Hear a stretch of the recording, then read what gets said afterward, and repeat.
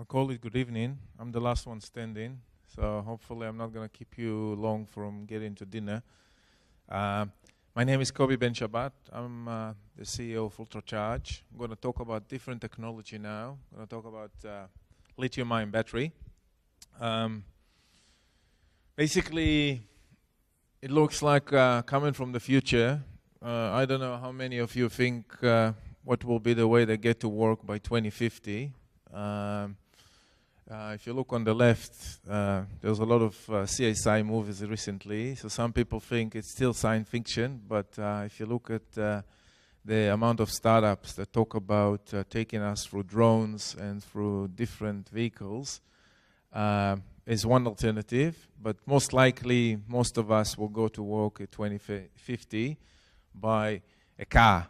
The difference is that the car will probably going to be different. It's going to be probably autonomous car, probably going to be electric car, or taking different technology. But the way we see the future is that we need something that has zero emission. It needs to be safe and efficient. Driving in Israel, I don't know if it's as crazy as driving in India, but one of the factors they talk about autonomous car is how the cars can coexist with drivers. So in Israel we have Mobileye, that's one of the leaders in this area, and that's one of the challenges we think that will lead this market. But what are the drivers for the new technologies in the electric cars? So first there's obviously the technology development, coming from our ability to create all these nice features, the autonomous car, the driving, the electric, everything that relates to that. The second driver is obviously the competition, the effect of disruptive technology on our world. Uber, anything that is disruptive changes our world, and we need to know how to coexist with it. And the last one is obviously the legislation, the government, the changes that the government is trying to do. I know that even in India, the Prime Minister wants from 2030 to have all electric car. It might be a bit ambitious, but even if it will happen 2035 or 2040, it's still a big change. Subsidies, grants, everything around that drive the change. So if we compare the car that we drive today to the electric car, we see various factors. The first one is a car that you drive today with gasoline will go between 400 to 800 kilometers. There's some cars go to 1,000, but that's a bit rare. To refuel it, you just need to stop 3 minutes, 4 minutes, and the car is full. And obviously the cost is pretty low. If you compare it to today's EV or battery-powered electric cars, then the range it goes between 200 kilometers to 400. In order to refuel it, you need few hours. There is fast charging, but it's pretty limited and has a lot of limitation. Even the Tesla fast charging has limitation of 2 times a year because you basically hurt the batteries or you kill the battery when you do it. And obviously the cost is substantially higher than running a petrol. So this is the main factors that we see today and the main challenges. And the target of the battery electric vehicle car is obviously to increase the range by 2 factors in order to come closer to what you have today, to decrease the charging time to a factor of 10 to 50 times.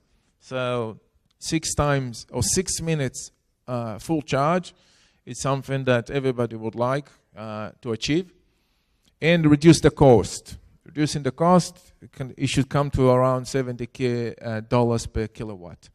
So the competing parameters we have are cost for the ideal battery, fast charging, high energy, and cycling. So that's the holy grail.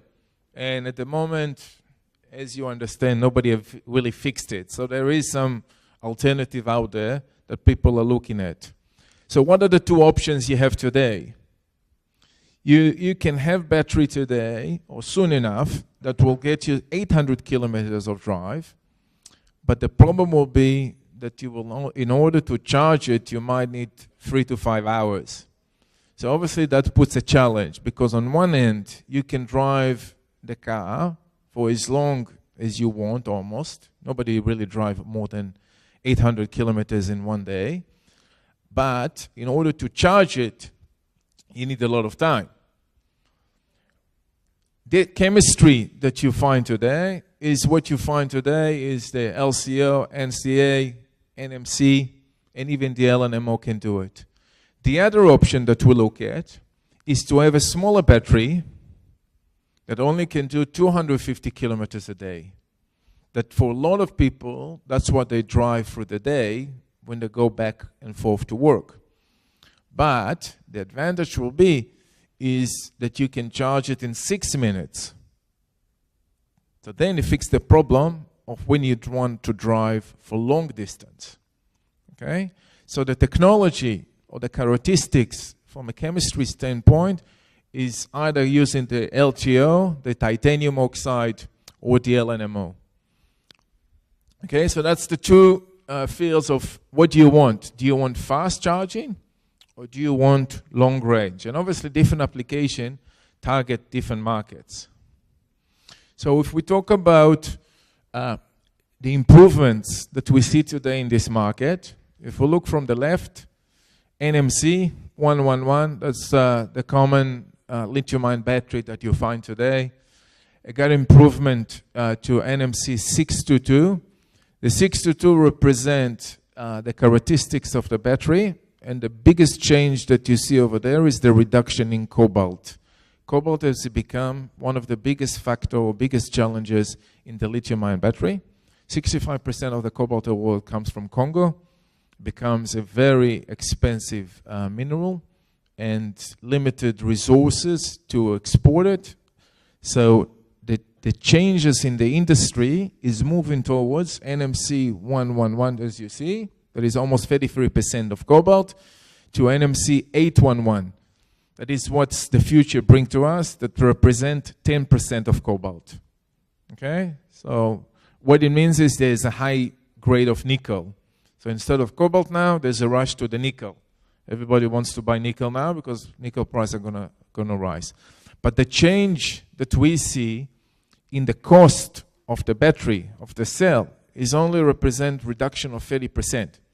That still brings a challenge when you want to produce a low-cost car that is powered by a battery. On the other end, you look at the energy density, the increase is around 20 to 30%. And obviously there's discussion about having lithium sulfur or lithium metal or solid state. There's a lot of other chemistry that the industry is looking at. Now, just to put it in perspective, even if 5% of the world will buy electric vehicle cars every year from now, it only represents 5% of the opportunity. It's equal to $50 billion worth of batteries. 5%. At the moment, the average percentage is around 1 to 1.5% only. And obviously, if you take out China, it will probably drop then less than a percent, because China represents a massive percentage of that. What other options we have? So we can have high power lithium material that is based on the LTO, and the future around that represent the opportunity around the fast charging that we mentioned before. So instead of going for a bigger battery that can take us 800 kilometers, we will go towards a smaller battery that will only take us 250 kilometers, but allow us to do fast charging. And the improvement in this chemistry of LNMO and LTO, LNMO stands for lithium, nickel, manganese oxide.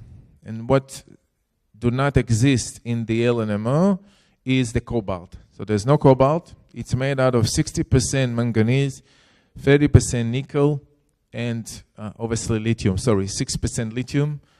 So reduction in the lithium. So the fast charging and the improvement in the performance and the reduction in the cost provides an alternative for certain application in the EV market. So what is the LNMO made of? This is the UltraCharge technology. The biggest advantage of the LNMO, as we mentioned before, it doesn't have any cobalt. No cobalt means competitive price. The other advantage we have, it's a 4.7 volts battery. The average battery, NCA, NCM, is around 4 volts or 4.2 volts. So it gives you around 20% higher power. No cobalt. That's the biggest advantage. When we combine it with titanium oxide, that has the same characteristic as the LTO, we are able to do fast charging.